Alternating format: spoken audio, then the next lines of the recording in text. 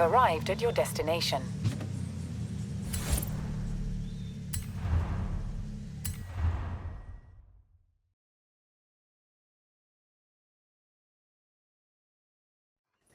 Hi, Rami. What's the plan? Okay, hear me out. Beautiful Mexican supercar, beautiful Mexican roads, promoting the Horizon Festival! Do we need promoting? The festival seems to be doing okay. All right. I'll find someone else. That's not what I said. Of course I'll help you. I knew I could rely on you. Let's go!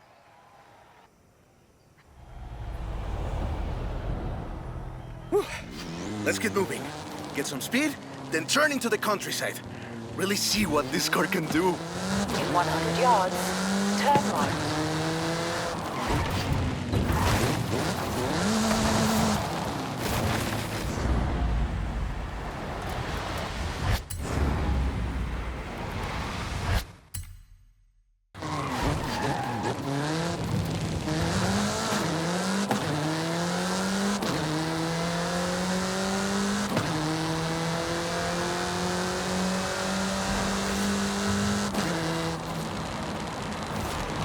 In 400 yards, turn right.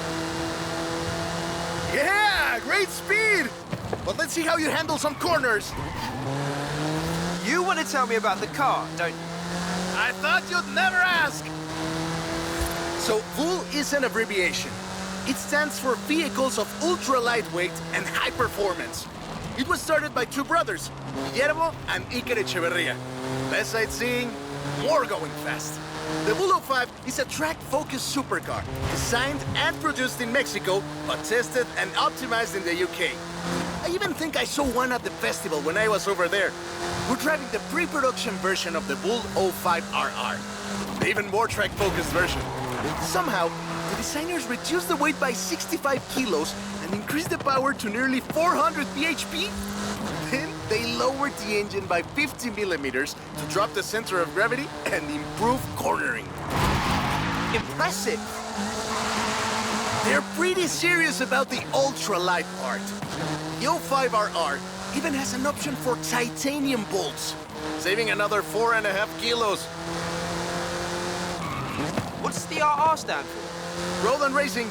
The car was designed for an enhanced track experience, but remains road legal. In 400 yards, you will arrive at your destination.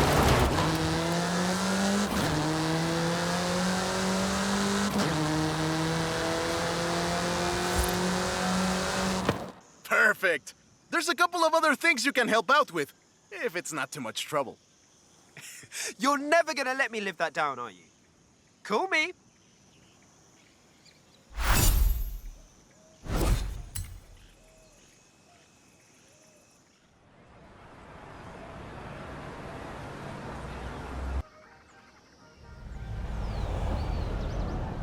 I just got my hands on a piece of Mexican racing history. Wanna see? Of course. I'm on my way.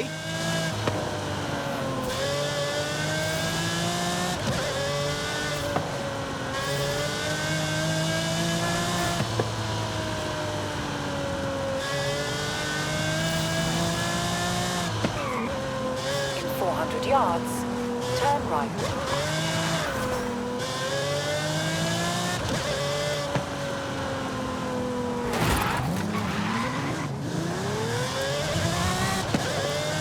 Turn right.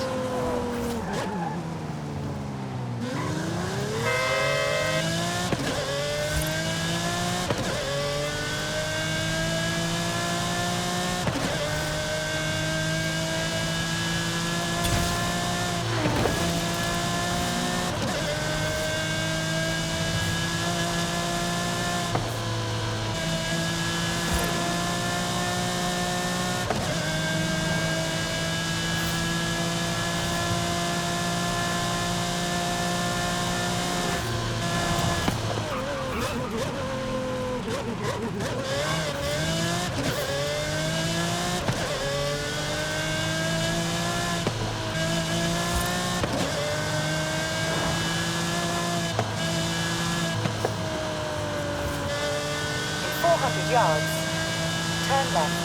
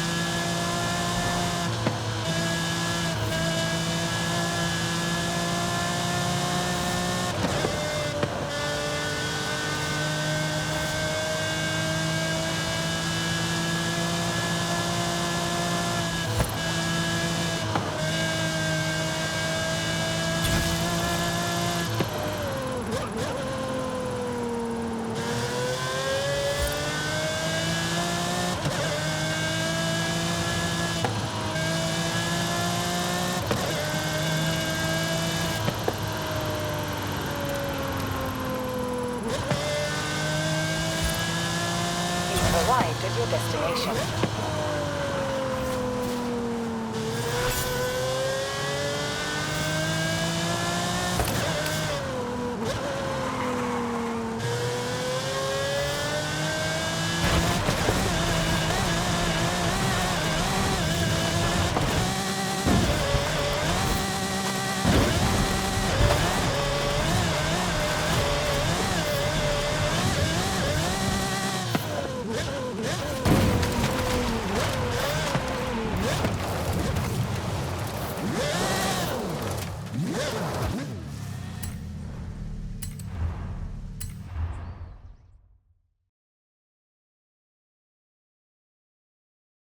Let me guess. Today's episode of Mexican Automotive History with Ramiro is about the Baja 1000. You are very perceptive, my friend. This dune buggy was the first car to race here. Let's take it for a spin.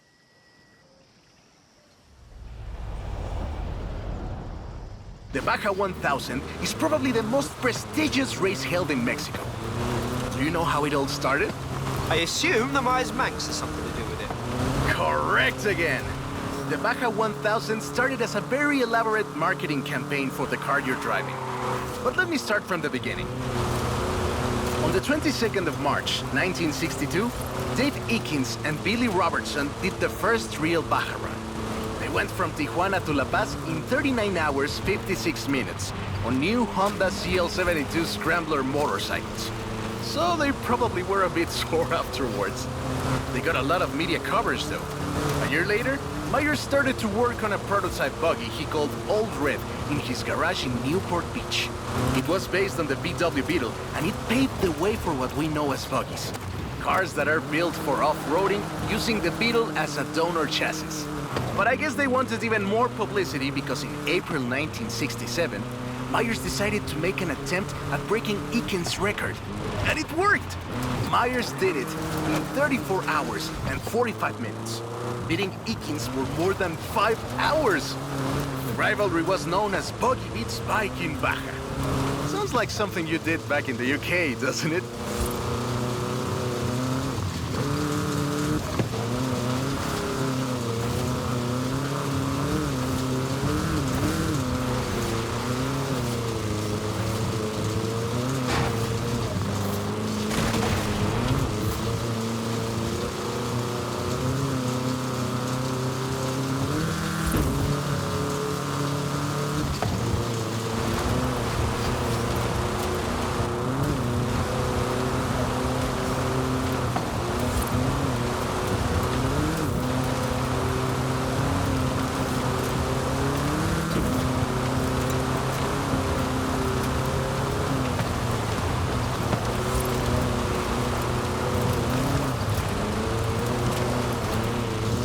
Myers Manx became an overnight sensation as a result, and suddenly they were friendly races all across the Baja. It wasn't long before they realized they needed something more organized. And that was Mexican 1000. Guess who won the inaugural event? Myers Manx? You're on fire today! Yes, in 27 hours and 38 minutes. The official race was 100 miles shorter than the original route, but it's still impressive. The Mexican 1000 was later renamed to the Baja 1000 and is run to this day.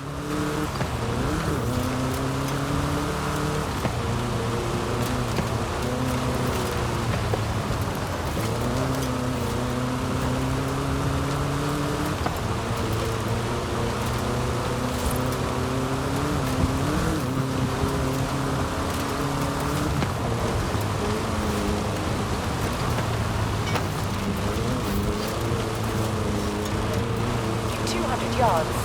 Turn left.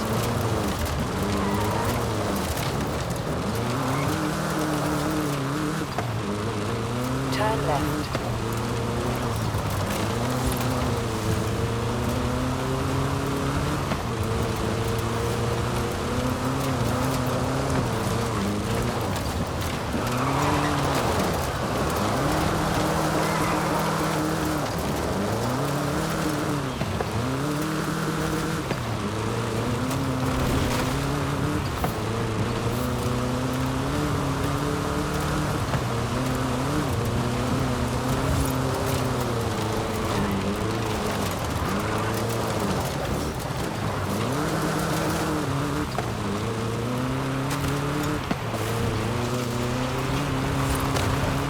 In 100 yards, turn left.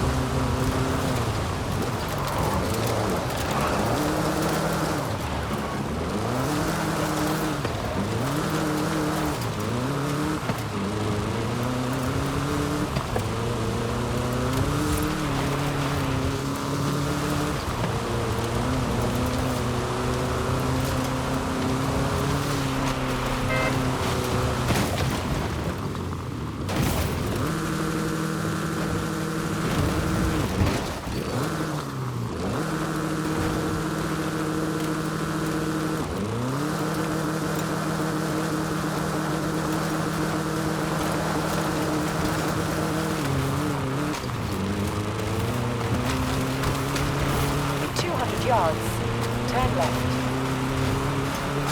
Turn left.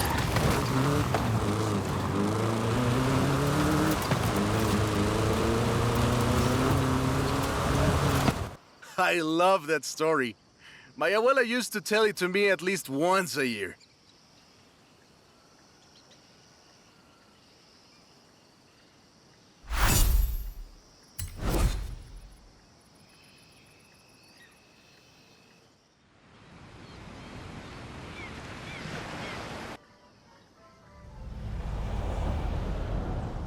Hey, come quick! Papa Fernando needs your help! Okay. I'll be right there. Hey, Ace.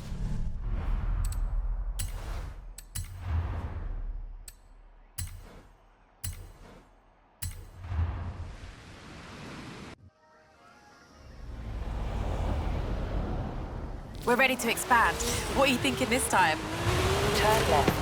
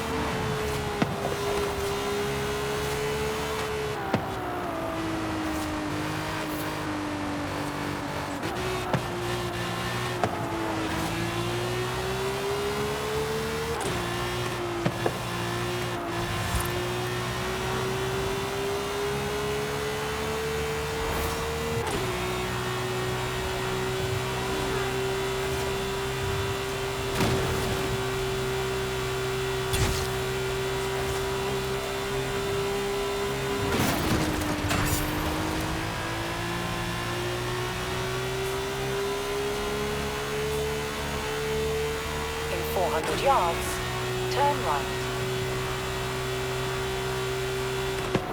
Turn right.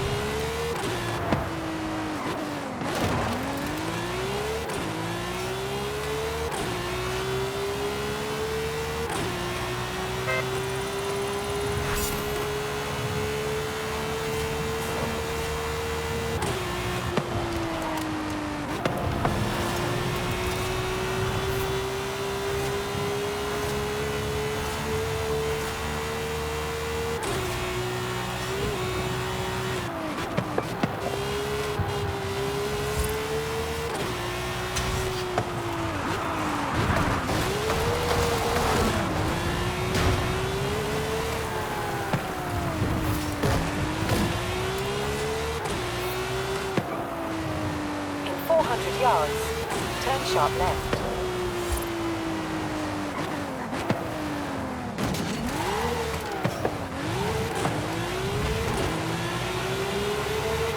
Turn sharp left.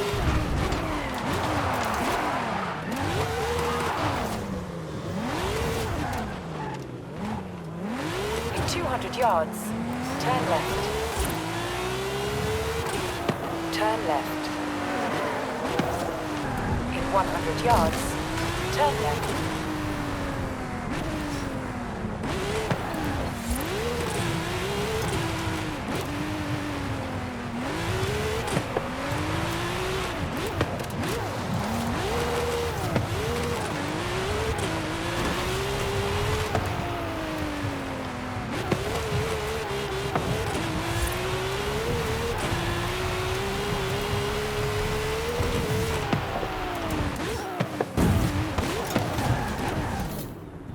You have arrived at your destination.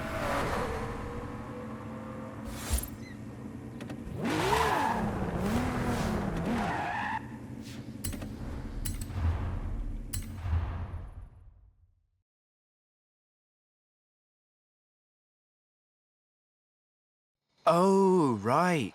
I get it now. To be honest, though, it was me who needed your help, not Papa Fernando. I can't fault that logic. Who are the other racers? It's this new street racing crew that's been hanging around. I think they're here to see what you can do. Let's show them.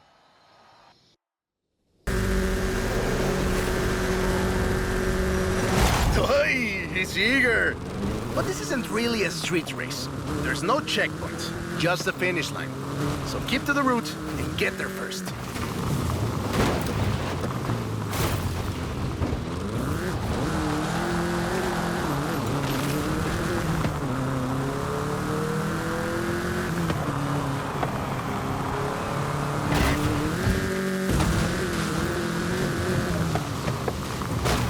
It's hard to overstate the effect that the Beetle had when it arrived in Mexico in 1954. Before that, all we had were these huge American cars. So this new European-style car with its shape and light chassis and those adorable headlights and an engine that anyone with a tractor could fix was, well, a complete game changer. They were so exciting that they were displayed at the Ciudad Universitaria in Mexico City, and there were lines to come and see this new car. Production of the Beetle started in Mexico soon after 7 of them finished the Carrera Panamericana. Before that, people were a bit worried about reliability, you see. We Mexicans love a good-looking car, but a car that can do work is better. The Panamericana convinced us.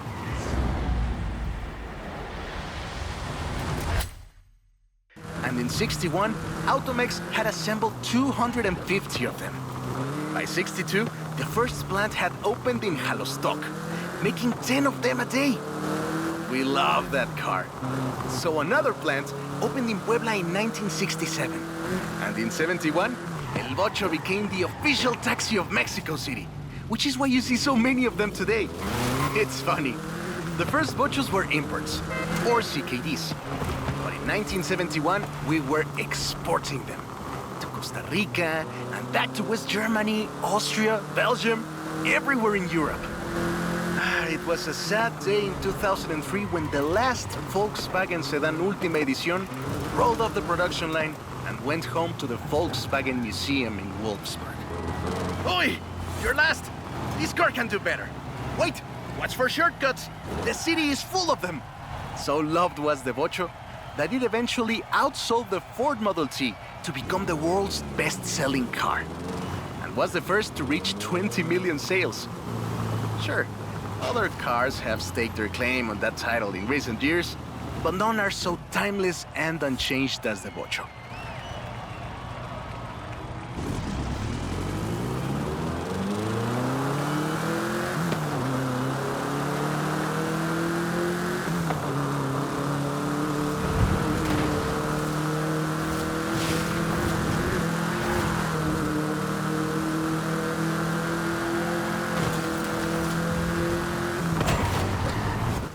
That is a great car. Probably the most iconic car in all of Mexico. Es increíble que un auto tan pequeño deje un vacío tan grande. Adiós, sedan. Thanks. I'll call you when I've got that next one ready.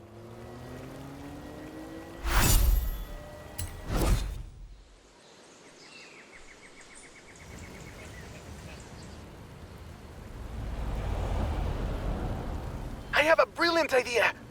Another one. What happened to the previous idea? This one is better. Meet me in town. In 200 yards, turn left. Turn left.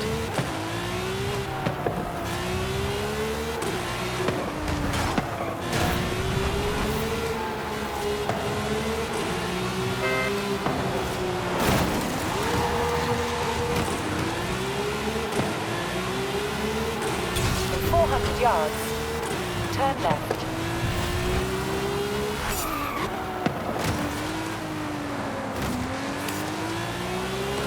Turn left.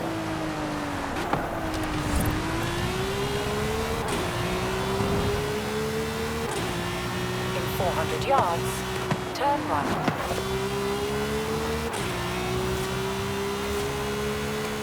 Turn right. In 100 yards, turn left.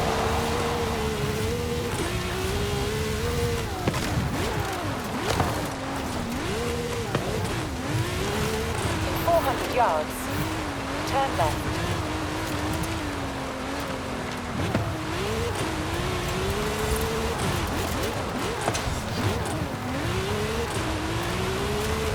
Turn left.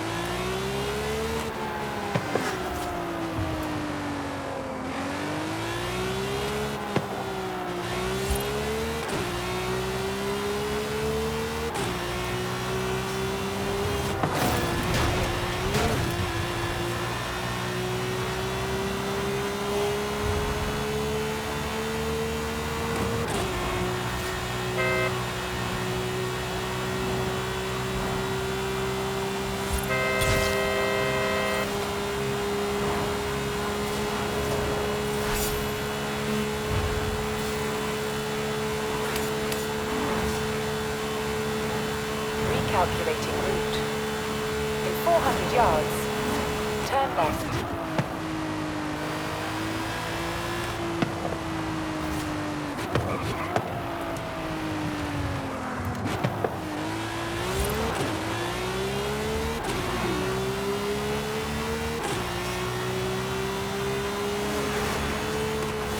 In 400 yards, you will arrive at your destination.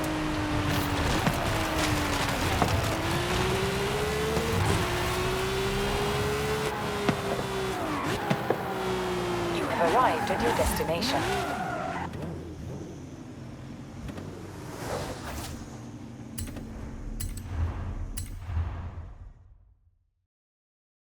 I have two cars here.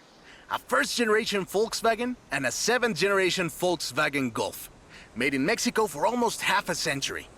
Sadly, they stopped building them in 2021. But we can still race them. What do you say?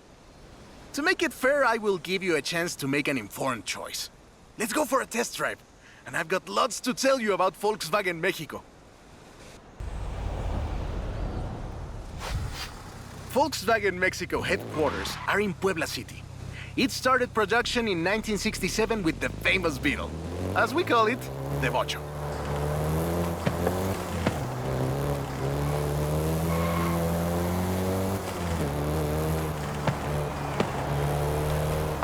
VW made multiple attempts at replacing the famous Beetle with newer models, but all of them failed way short of achieving the production figures until the Volkswagen Golf came into play.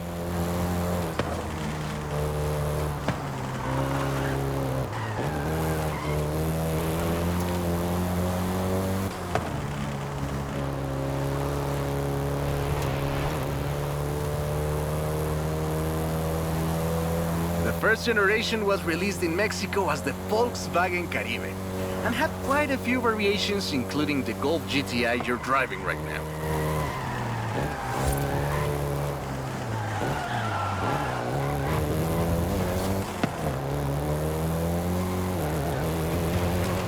VW engineers, inspired by the Beetle GSR, designed and prototyped the Golf in secret as a Skunk Works project. Little did they know that the Golf GTI would become the hot hatch.